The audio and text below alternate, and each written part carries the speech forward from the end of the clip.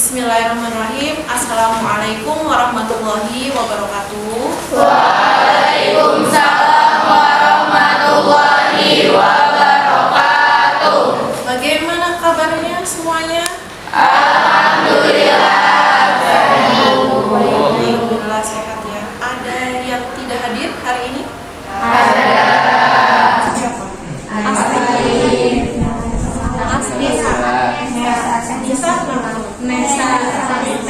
Nesa Sakila sakit. Oh izin ikut lomba. Oh ada lagi? Arif kenapa? Sakit. Kita doakan ya untuk teman kita yang sedang sakit agar bisa segera disembuhkan dari penyakitnya, yang sedang ada kepentingan keluarga, semoga juga dimudahkan segala urusannya.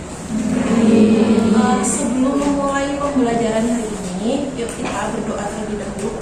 Mas Malang, boleh minta tolong dipimpin berdoa ya. Ini alhamdulillah kita berdoa terlebih dahulu sesuai dengan berdoa dimulai.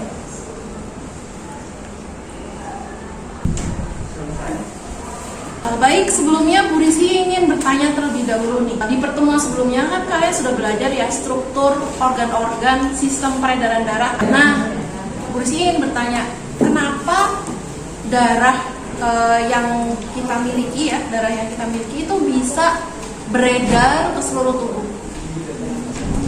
Karena apa?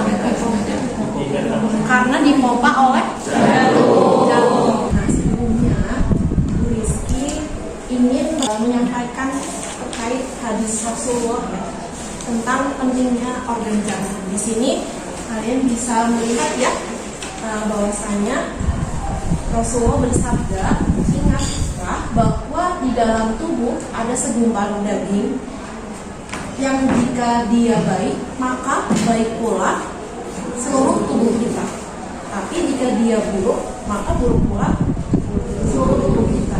Organ itu adalah hati, yang dimaksud di sini adalah jantung. Nah, kemudian untuk kompetensi dasar yang akan kita pelajari masih sama ya, berkaitan dengan materi sistem sirkulasi. Kemudian untuk indikator pembelajarannya di sini kita akan belajar memperbandingkan mekanisme peredaran darah besar atau dikenal dengan mekanisme peredaran darah sistemik dan peredaran darah kecil atau kita kenal dengan peredaran darah pulmonalis. Itu ya yang akan kita pelajari. Dan yang kedua, menganalisis faktor-faktor yang mempengaruhi frekuensi denyut jantung. Nah, sebelumnya silakan perhatikan video ini terlebih dahulu ya.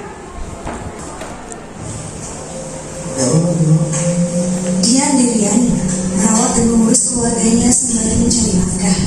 Jika dilihat, sosok wanita ini tak berbeda seperti seorang ibu pada umumnya. Namun tak banyak yang tahu, dia punya penyakit yang belum ada penawarnya.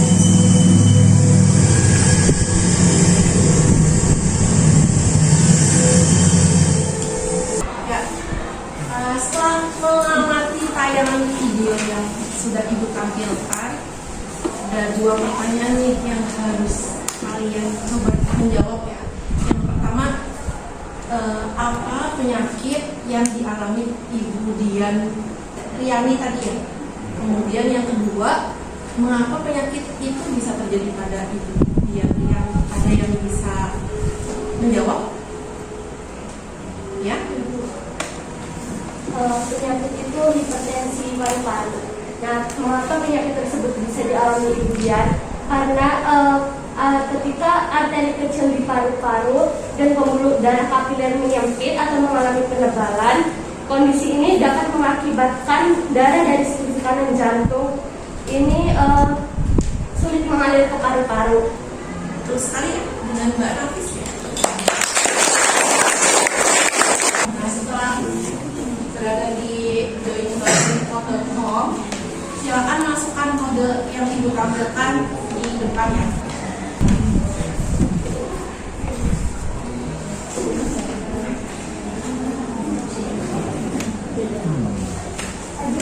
Bisa?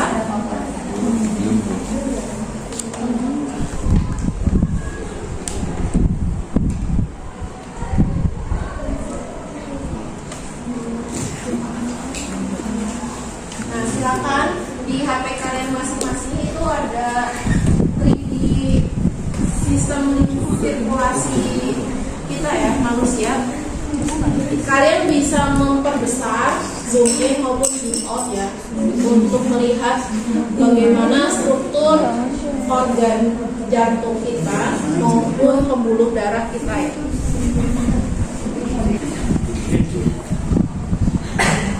The heart is divided into a right and a left side. The two sides are separated by the septum.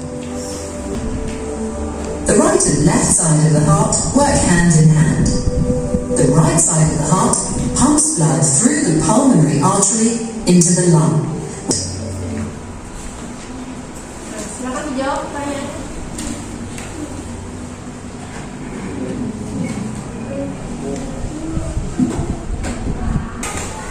Sudah berkumpul sesuai kelompoknya masing-masing ya? Sudah. Baik, di meja kalian masing-masing sudah ibu bagikan LKPD yang harus kalian diskusikan. Silakan bisa mulai berdiskusi. Selama kegiatan diskusi, ibu menilai keaktifan kalian juga. Ibu. Silakan saling berpendapat.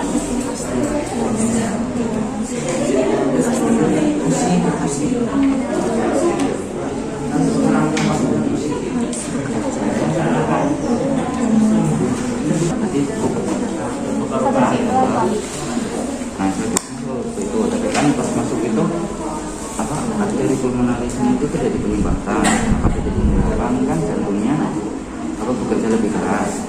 Nah berarti menyebabkan hipertensi.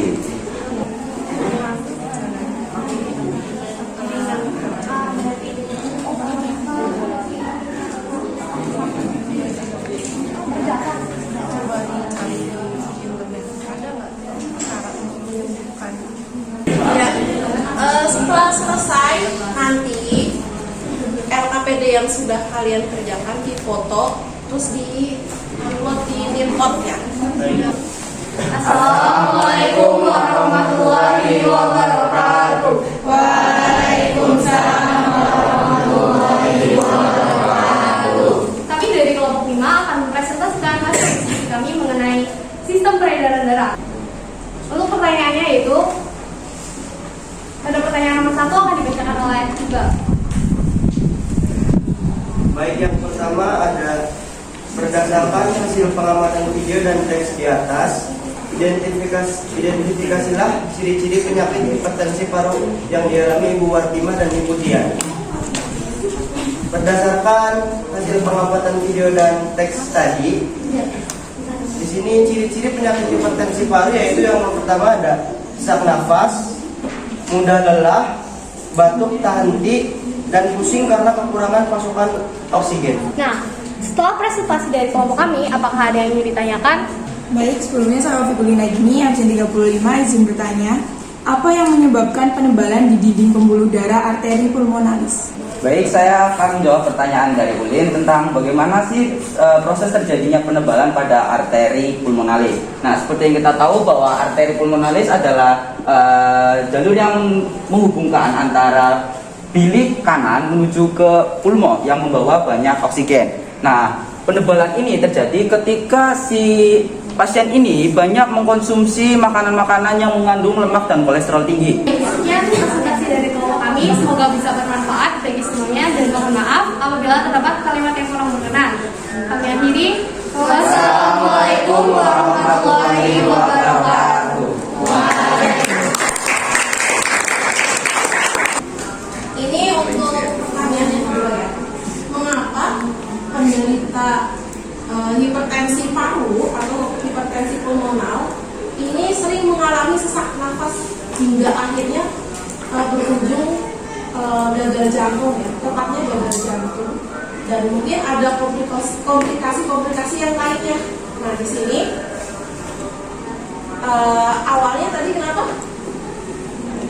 arteri kecil yang ada di paru-paru ataupun pembuluh darah kapiler yang ada di paru-paru ini mengalami penyempitan atau penyumbatan atau kerusakan karena menyempit ya. Ibaratnya kalau misalnya kita punya selang yang diameternya lebar sama diameter yang lebih kecil, alirannya lebih deras yang lebar atau yang kecil? Kecil, karena tekanannya tinggi, tekanan darah. Kalau di sini analoginya dengan pembuluh darah ya, tekanan darahnya lebih tinggi karena yang penantang pembuluh darahnya lebih sempit, jadi tinggi sekali ya. Nah, setelah mengkonfirmasi nih, ada yang belum paham? Sudah paham semua? Oke, setelah ini apakah ada yang bisa menyimpulkan materi yang sudah kita pelajari hari ini? Assalamualaikum warahmatullahi wabarakatuh.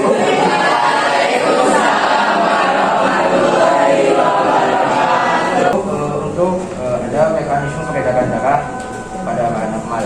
Mekanisme peredaran darah pada orang normal dibagi menjadi dua, yaitu peredaran darah kecil yang dimulai dari ventrikel kanan menuju ke arteri pulmonalis, lalu ke paru-paru, berlanjut ke vena pulmonalis, lalu ke atrium satu kiri. Yang kedua, peredaran darah besar yang dimulai dari ventrikel kiri, lalu menuju ke aorta, lalu ke arteri, berlanjut ke seluruh tubuh, lalu ke vena dan dari ke atrium kanan. Terkait mekanisme peredaran darah ya, tadi ada mekanisme peredaran darah besar dan peredaran darah kecil. Peredaran darah besar ini berfungsi untuk mengangkut darah, memompa darah ke seluruh tubuh. Peredaran darah kecil ini memompa darah ke bisa dipahami? Oke, sekarang buka lagi HP-nya. Kita akan melakukan post test ya.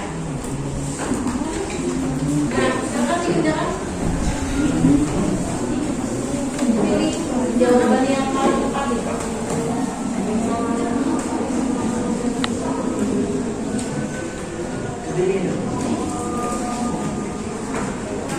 Silakan sekarang gambarkan emoticon yang mewakili perasaan kalian setelah belajar hari ini.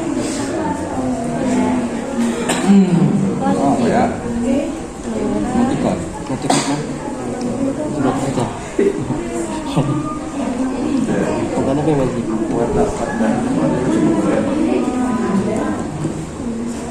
Iya, Naila sedang menggambar. Bayangin apa itu emot apa? Oh dia bisa lagi. Elvan tertawa bahagia.